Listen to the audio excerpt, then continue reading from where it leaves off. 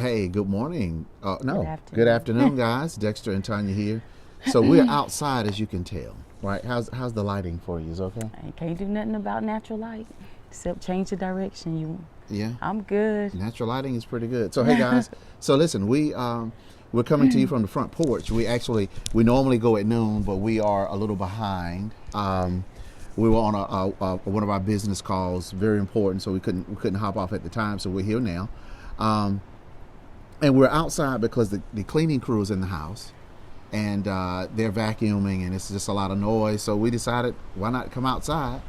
And hey, Sardis, why don't we come outside and do our stories that matter? So hey, Sardis, can you hear us? Okay, if you could let us know if you hear us okay, because it's very windy outside. So we want to make sure that you guys can hear us. Just give me a thumbs up or something. But anyway, guys, this is season 1, episode 8. Wow, we are 8 short stories in. We hope you guys have been enjoying what it is that we've been sharing. Okay, so we're going to get right into. Okay, awesome. We're going to get right into the story. And the iPad is on 17%, so I need to go ahead and read the story. Okay, so guys, this is an awesome story. Okay, and it's called A Dish of Ice Cream. Okay, all right, so let's have a listen.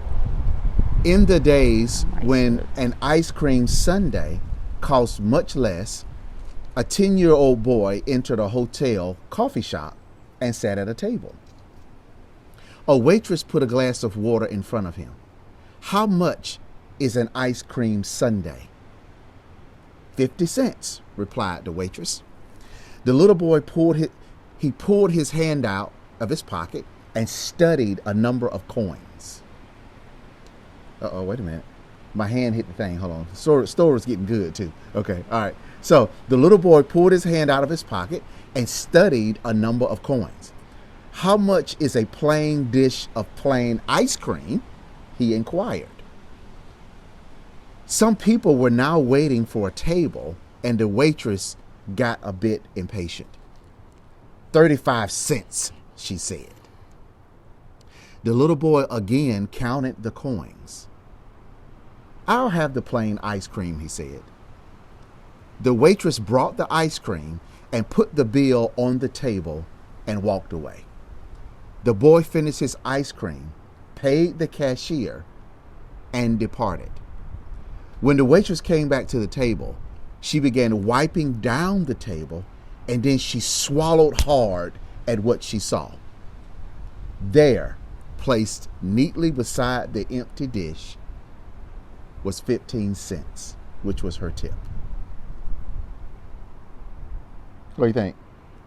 I think it's a huge life lesson in all of that. That is absolutely amazing. Yeah. So, guys, yeah, that was a phenomenal story. So, for some of you guys that didn't hear it, so a little boy went into a hotel restaurant.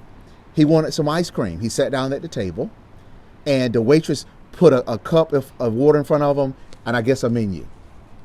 And he said, "How much is an ice cream sundae?" She said, 50 cents. And he looked in his pocket, looked at his coins, and said, "Well, how much is a plain dish of ice cream?" 35 cents. She said it. A little She's agitated. frustrated. A little agitated at him because people were waiting to be seated. So anyway, she brought him the plain ice cream. He ate his ice cream, paid the cashier, and left. When she went back to the table, she swallowed all of her pride or whatever that was because the little boy left her a 15 cents tip. So that's a powerful story. I feel like it speaks to us as having patience. So the name of this short story is Patience. We need to have more patience. I think that the little boy, it was so amazing. He wanted a sundae, clearly. And then when he looked in his pocket, he evaluated, I don't want a sundae because I can't leave her a tip. So he decided to get the lesser product so that he could leave her a 15 cents tip. That's cool, right? Yeah, that is really cool. I'm telling you, it's okay. There's a lot of things in there. What do you hear? One, we talk about patience, being patient with people, which is huge, right? Patience is a virtue for me that I really speak about a lot, especially with our team that we're building with one of our businesses. So I value that. Being patient with people, but let's see why. Why should we? We never really know what's going on. We really don't. We really may not know why people are, making the decisions that they're making, taking the time that they're taking to do what it is that they're doing.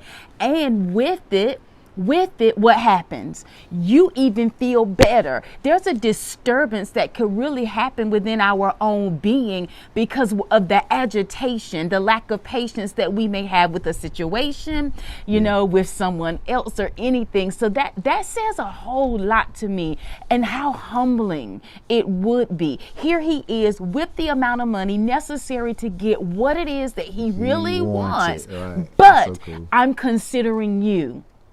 So I'm going to take a little bit more time to see, well, how much is this? Why? Because I want to give. Come on, he even was operating in that principle. I want to give. I want to bless you. I want to sow into you. I want to give you this tip. I'm a giver. And so that's what he was doing. So instead, he just gets that and walks away. I think that's huge. That's really big. And I think it gives me, just helps me to just think even the more. It does. Because we draw conclusions. Would y'all relate to that? Yeah. You can draw so many conclusions about upset. things. I'm trying to get it where the lighting is good, but I guess we're okay. How many of you guys would have gotten agitated at the little boy, knowing that I'm busy? Want to stand up? I got to clean this table. Well, we can. So let's see if that works better. Oh, you're really going out there in the sun, aren't you? Yeah, come on. It'll help me heat up a little bit, Yeah, too. I don't know if the lighting might be a little off. Let's see. Right. Okay. All right, we can do that if you want. Yeah. Yeah. Look, thank you for your patience. Yeah. A little bit Tonya, different on today. Yeah, we got to do it outside today. A little bit different on today. So imagine, we're busy, we got a whole lot going on, and we're frustrated. I got to bust the table. I got some tables everywhere. I mean, it was just crazy, but I think it was a great story of patience. So I do too. Yeah. I do too. It's something that because your face is. It's fine. I'm fine. Okay. But it's something too with that's kind of amazing to me. That kind of came to me even just kind of looking at it, and this is what it was. It brought back to my remembrance something that I learned years ago. I used to work for county government. I worked in program and staff development at the time, but I remember learning this particular principle. One of the things that we did often, not often, this division I trained, but what they did was basically took applications for people who were in need of food, who were in need of a monthly check, daycare, all kinds of things. So that's the part of human services that we were supporting. But I remember there was something that we always had on our board was testing your assumptions. And I'm pretty sure many of you have heard that statement before as to when you make assumptions, and they broke the word down, ASSUMPTION, or to assume, okay, ASSUME. And it was like, anytime that we assume, breaking it up, what does that word mean? It means that you make an ass out of you and me. To assume would mean that I would make an ass, ASS, out of you and me. And that thing always stayed with me, and I thought, wow. So one of the things that we would teach oftentimes was testing your assumptions. Test it. So there may be things that you think, hey, thoughts come. You may come to draw conclusions even from past experiences. But the best thing to do is to have conversation. So again, this is why so often, even talking to my husband, I'm like, let's talk. A lot of times people are shut down. We don't give information. We don't offer anything, to people. We don't ask questions, test the assumption, because that's what's going to really bring us to the right place of conclusion, if you will, when there's collaboration of speech, when there's conversation. And that's something that I learned years ago. I've stood by it, myself. And it feels good. So because in that she was like, now tell me what's going on. Tell me what you're thinking about. And he could have told her, which would have brought all of that frustration, that agitation that she felt, the pride, like you mentioned, to a halt. You know what I mean? So that right there stood out to me too. It was powerful. It was very powerful. I love that story. Yeah, what so y'all guys, think about that story? Look, thank you for watching. And so go back to the beginning if you just joined. But so this is season 1, episode 8 of stories that matter. And this one was on patience. So you guys go back and take a listen to it when you get a chance. We thought it was really awesome. So, hey, man, listen, have a great weekend. You guys be safe. Be careful. Remember social distancing. Remember to have faith. Remember to pray. Don't operate in fear. No. Right? Not at all. Yeah, and just not at all. And produce. Yes. Make sure while you're at the house or wherever you are that you are producing. Yeah. You might need to write a book. You might need to start a podcast or a blog. You might need to open up a Facebook private group for something that you're doing. I don't know. You might want to do an ebook. Whatever it is, make sure you get into production while we're all at home. So absolutely. Yep. Anything else? We good? Oh, I think we are good. Thank you guys so much for joining us today. And like Dexter said, don't operate in fear. I want you to operate in what it is that God has given us, which is what? He's given us what spirit? Come on, talk to me. He's given us the spirit of power. Yeah. Love and a sound mind. So think about within those things what it is that you're able to accomplish. Operate in that and shut fear down. Absolutely. All right, guys. So listen, make sure you join us next week, Monday, Wednesday, Friday. We're going to try to come back at noon. We have business meetings at 11 that sometimes run over. So we're going to continue. If the noon gets to be where we're pushing it back, we might go to 1 o'clock. But as of now, we're still on for noon, Monday, Wednesday, and Friday.